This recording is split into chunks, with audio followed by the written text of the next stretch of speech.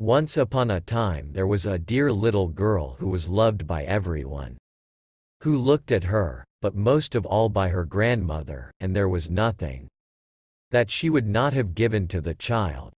Once she gave her a little cap of red velvet, which suited her so well that she would never wear anything else, so she was always called Little Red Cap. One day her mother said to her, "Come, Little Red Cap. Here is a piece of cake and a bottle wine.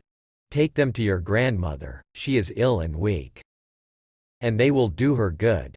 Set out before it gets hot, and when you are going, walk nicely and quietly and do not run off the path, or you may fall and break the bottle, and then your grandmother will get nothing, and when you go into her room, don't forget to say, 'Good morning,' and don't peep into every corner before you do it."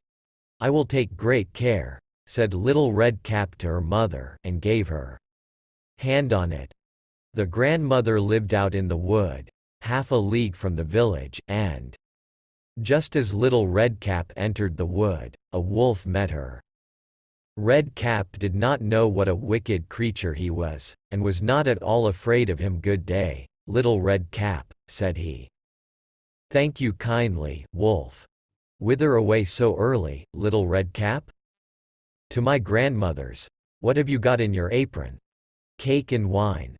Yesterday was baking day, so poor sick grandmother is to have something good, to make her stronger."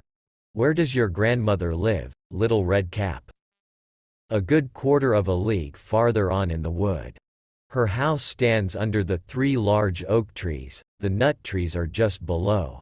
You surely must know it," replied Little Red Cap. The wolf thought to himself, "What a tender young creature! What a nice, plump mouthful! She will be better to eat than the old woman. I must act craftily, so as to catch both." So he walked for a short time by the side of Little Red Cap, and then he said, "See, Little Red Cap, how pretty the flowers are about here. Why do you not look round? I believe, too, that you do not hear how sweetly the little birds are singing. You walk gravely along as if you were going to school, while everything else out here in the wood is merry." Little Red Cap raised her eyes, and when she saw the sunbeams dancing here and there through the trees, and pretty flowers growing everywhere, she thought, "Suppose I take grandmother a fresh nosegay, that would please her too. It is so early in the day that I shall still get there in good time." And so she ran from the path into the wood to look for flowers, and whenever she had picked one, she fancied that she saw a still prettier one farther on, and ran after it, and so got deeper and deeper into the wood. Meanwhile the wolf ran straight to the grandmother's house and knocked at the door. "Who is there?" "Little Red Cap," replied the wolf. "She is bringing cake and wine. Open the door." "Lift the latch," called out the grandmother. "I am too weak, and cannot get up."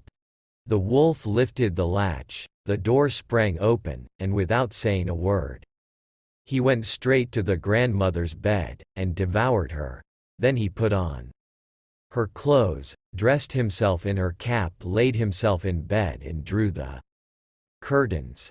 Little Red Cap, however, had been running about picking flowers, and when she had gathered so many that she could carry no more, she remembered her grandmother and set out on the way to her. She was surprised to find the cottage door standing open, and when she went into the room, she had such a strange feeling that she said to herself, "Oh, dear! How uneasy I feel today, and at other times I like being with grandmother so much." She called out, "Good morning," but received no answer. So she went to the bed and drew back the curtains. There lay her grandmother with her cap pulled far over her face, and looking very strange. "Oh, grandmother," she said, "what big ears you have! "The better to hear you with, my child," was the reply. "But, grandmother, what big eyes you have," she said. "The better to see you with, my dear. But, grandmother, what large hands you have." "The better to hug you with." "Oh. But, grandmother, what a terrible big mouth you have." "The better to eat you with." And scarcely had the wolf said this, than with one bound he was out of bed, and swallowed up Red Cap. When the wolf had appeased his appetite, he lay down again in the bed, fell asleep and began to snore very loud. The huntsman was just passing the house, and thought to himself, "How the old woman is snoring! I must just see if she wants anything." So he went into the room, and when he came to the bed, he saw that the wolf was lying in it. "Do I find you here, you old sinner?" said he. "I have long sought you." Then just as he was going to fire at him, it occurred to him that the wolf might have devoured the grandmother, and that she might still be saved, so he did not fire, but took a pair of scissors, and began to cut open the stomach of the sleeping wolf. When he had made 2 snips, he saw the little red cap shining, and then he made 2 snips more. And the little girl sprang out, crying, "Ah, how frightened I have been! How dark it was inside the wolf!" And after that the aged grandmother came out, alive also, but scarcely able to breathe. Red Cap, however, quickly fetched great stones with which they filled the wolf's belly, and when he awoke, he wanted to run away, but the stones were so heavy that he collapsed at once and fell dead. Then all 3 were delighted. The huntsman drew off the wolf's skin and went home with it.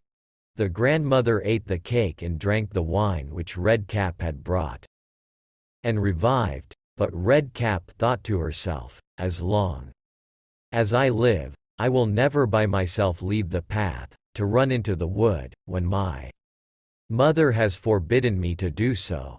It also related that once when Red Cap was again taking cakes to the old grandmother, another wolf spoke to her, and tried to entice her from the path.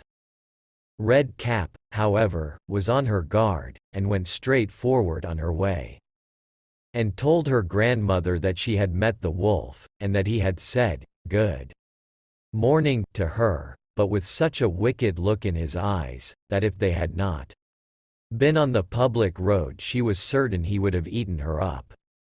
"Well," said the grandmother, "we will shut the door, that he may not come in."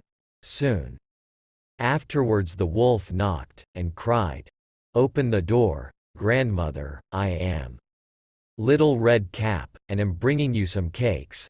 But they did not speak, or open the door. So the grey beard stole twice or thrice round the house, and at last jumped on the roof, intending to wait until Red Cap went home and then to steal after her and devour her in the darkness. But the grandmother saw what was in his thoughts. In front of the house was a great stone trough, so she said to the child, "Take the pail, Red Cap. I made some sausages yesterday, so carry the water in which I boiled them to the trough." Red Cap carried until the great trough was quite full. Then the smell of the sausages reached the wolf, and he sniffed and peeped down, and at last stretched out his neck so far that he could no longer keep his footing and began to slip, and slipped down from the roof straight into the great trough, and was drowned. But Red Cap went joyously home, and no one ever did anything to harm her again.